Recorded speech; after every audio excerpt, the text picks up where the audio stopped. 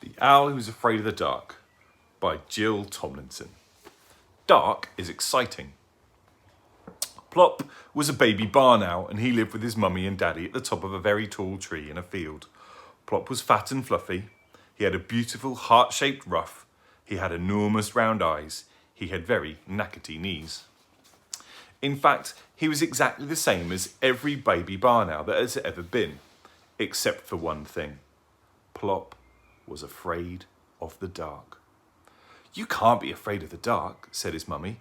"Owls are never afraid of the dark." "This one is," Plop said. "But owls are night birds," she said. Plop looked down at his toes. "I don't want to be a night bird," he mumbled. "I want to be a day bird." "You are what you are," said Mrs. Barn Owl firmly. "Yes, I know," agreed Plop, "and what I are is afraid of the dark."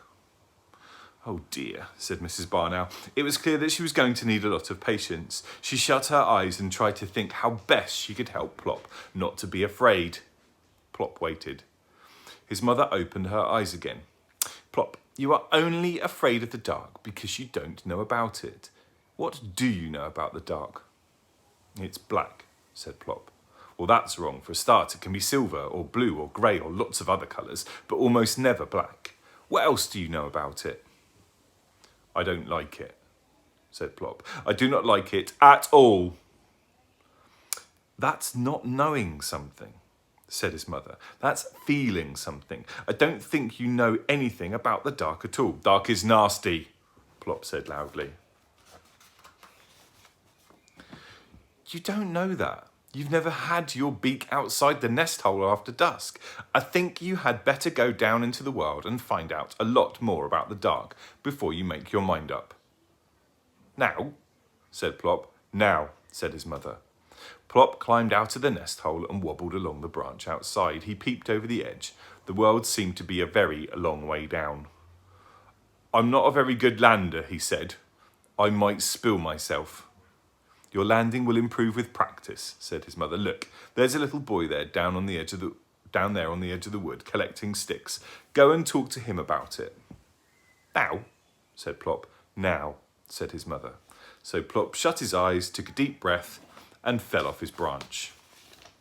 His small white wings carried him down, but, as he said, he was not a good lander. He did 7 very fast somersaults past the little boy. "Oh!" cried the little boy. "A giant Catherine wheel!" "Actually," said the Catherine wheel, picking himself up, "I'm a barn owl." "Oh yes, so you are," said the little boy with obvious disappointment. "Of course you couldn't be a firework yet. Dad says we can't have the fireworks until it gets dark. Oh, I wish it would hurry up and get dark soon." "You want it to get dark?" said Plop in amazement. "Oh yes," said the little boy. "Dark is exciting." "And tonight is especially exciting because we're going to have fireworks." "What are fireworks?" asked Plop. "I don't think owls have them. Not barn owls anyway." "Don't you?" said the little boy. "Oh, you poor thing. Well, there are rockets and flying saucers and volcanoes and golden rain and sparklers and..." "But what are they?" begged Plop. "Do you eat them?" "No," laughed the little boy. "Daddy sets fire to their tails and they whoosh into the air and fill the sky with coloured stars. Well, the rockets, that is. I'm allowed to hold the sparklers." "What about the volcanoes? And the golden rain? What do they do?" "Oh, they sort of burst into showers of stars. The golden rain pours, well, like rain. And the flying saucers? Oh, they're super. They whiz round your head and make all sorts of wee noises. I like them best." "I think I would like fireworks," said Plop. "I'm sure you would," the little boy said. "Look here, where do you live?" "Up in that tree, in the top flat. There are squirrels farther down." "That big tree in the middle of the field? Wow, you can watch our fireworks from there. That's our garden, the one with the swing. You look out as soon as it gets dark." "Does it have to be dark?" asked Plop. "Of course it does. You can't see fireworks unless it's dark. Well, I must go. These sticks are for the bonfire." "Bonfire?" said Plop. "What's that?" "You'll see if you look out tonight. Goodbye." "Goodbye," said Plop, bobbing up and down in a funny little bow. He watched the boy run across the field and then took a little run himself, spread his wings and fluttered up to the landing branch. He slithered along it on his tummy and dived headfirst into the nest hole. "Well," said his mother.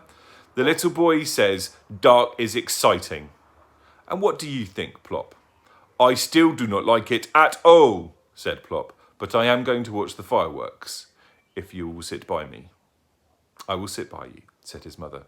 So will I, said his father, who had just woken up. I like fireworks. So that is what they did. When it began to get dark, Plop waddled to the mouth of the nest hole and peered out cautiously.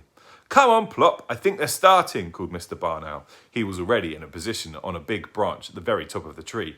We shall see beautifully from here. Plop took 2 brave little steps out of the nest hole. I'm here, said his mother quietly. Come on. So wings almost touching, they flew up to join Mr. Barn Owl.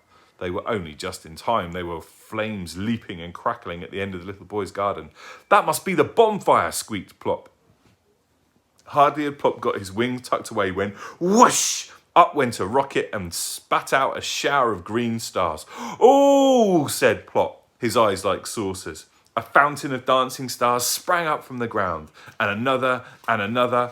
Ooh, said Plop again. You sound like a tawny owl, said his father. Goodness, what's that? Something was whizzing about, leaving bright trails of squiggles behind it and making a loud whee noise. Oh, that's a flying saucer, said Plop. Really? His father said. I've never seen one of those before. You seem to know all about it. What's that fizzy one that keeps jiggling up and down? Ah, I expect that's my friend with a sparkler. Oh, there's a me. I beg your pardon, said Plop's father. It's a Catherine wheel. Well, the little boy thought I was a Catherine wheel when I landed. Oh, isn't it beautiful? And he thought I was one. Mr. Barn Owl watched the whirling sparkling circles spinning round and round. That must have been quite a landing, he said.